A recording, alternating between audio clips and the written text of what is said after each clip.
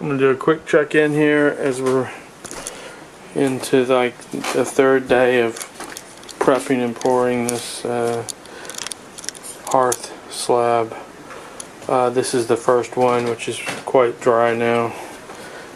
I may do a test grind on it here where it's not going to be seen in the end, just to see how it's going to look. It looks really pale considering all of the black pigment that we put in it, but I know this is a lot of this is the sort of chum that rose to the top after floating it. So we'll see. I don't know. We're also not going to see much of this because it is going to have a stove and base cabinets down on covering almost all of it. So it's a safe. It was a safe first test, first pour. We're doing it in 3 parts. This I did yesterday, and it's the main event here right in front of the firebox. I think it's I felt good about this one. I'm not sure why. Gut feeling. We're having to just totally kind of guess because we didn't do a good enough test. I think it's a combination of being impatient and just not having enough time or materials to do elaborate, complete testing to see what we're going to get. So there's going to be an element of surprise. And the variables is how much pigment and how much aggregate to put in. And the aggregate is only pea gravel, basically. Very simple. The pigment is black. We're not expecting a black finish because we're not putting. I don't think we're putting that much in, but a very dark gray is kind of what we're looking for. But we will see, and then it's also kind of it's scary because since we are doing it in 3 parts, and certainly these 2 here, which are going to be pretty much fully exposed,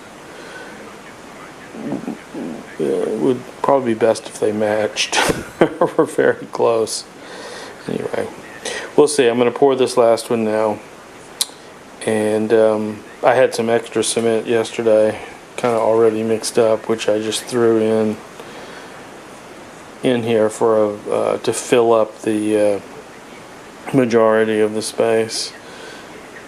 I've been doing that to save on the aggregate and the pigment. As you can see here, I'll just lay 2/3 of the slab with just raw concrete,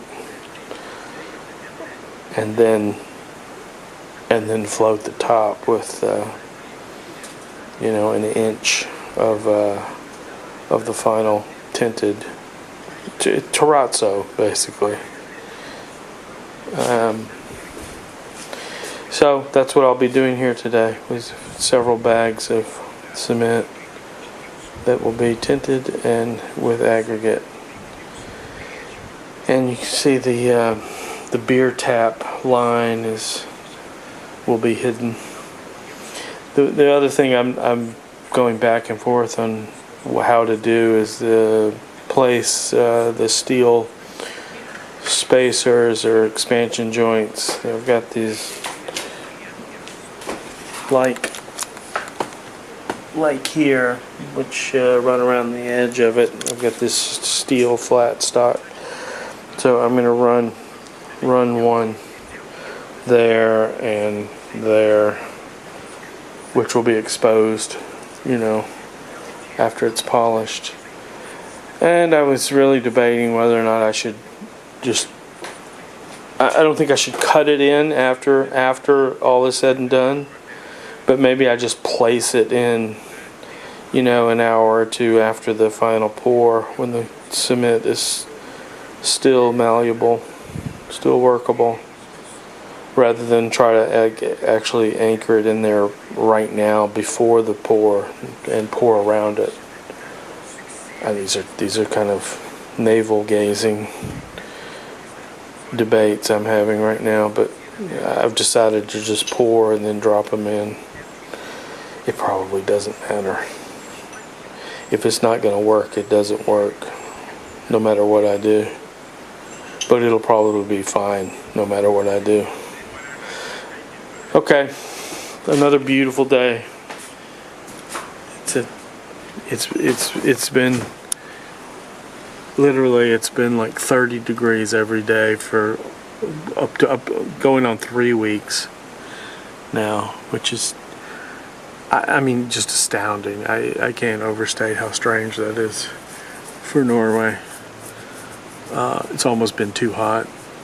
I may have said all of this already before, but it sure beats rain. You know, or for many summers we work out here. I mean, the worst summer was mostly rain. You know, I would say it was 2/3 of the days where it was cold, dark, and rainy. But usually it's, you know, a significant number of days, half to almost half, will be not too pleasant.